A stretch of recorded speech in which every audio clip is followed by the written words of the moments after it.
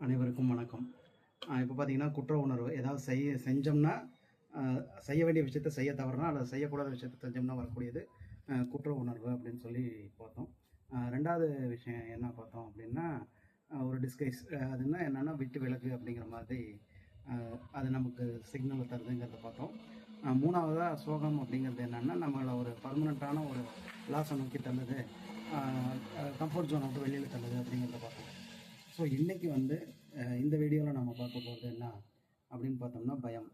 பயம் வந்து பொதுவாக என்ன விஷயத்த நமக்கு கன்வே பண்ணுது அப்படின்னா, மூளையில் வந்து சில அட்ரினல் சுரக்குது. அமிக்டலாலேருந்து மூளையில் அமிக்டலான்னு ஒரு பார்ட் இருக்குது. அந்த பார்ட்டுலேருந்து பயம் ஒர்க் ஆகுது. இது என்ன தகவல் சொல்லுதுன்னா, ஒரு தற்காப்பு உணர்வு தருது. தற்காப்பு உணர்வு ஏதோ ஒரு விஷயம் உனக்கு சரியில்லாததாக நடக்கிறதுக்கு வாய்ப்பு இருக்குது, அதனால் அதை நீ வந்து சரியானபடி கவனமாக கையாளு அப்படிங்கிற ஒரு விஷயத்த நமக்கு உணர்த்துது. அதுதான் பயங்கிறது. ஸோ அதனால் நம்ம வந்து அந்த பயம் உணர்வு வந்துருச்சுன்னா, ஏதாவது சரியாக இருக்கா இல்லையாங்கிறத நம்ம பார்க்கலாம். எல்லாமே கரெக்டாக இருக்குங்கிற விஷயத்த இருந்துச்சுன்னா, நாம் அமைதியாக நம்மளுடைய வேலையை பார்க்கலாம் அப்படிங்கிறது தான் விஷயம். நன்றி.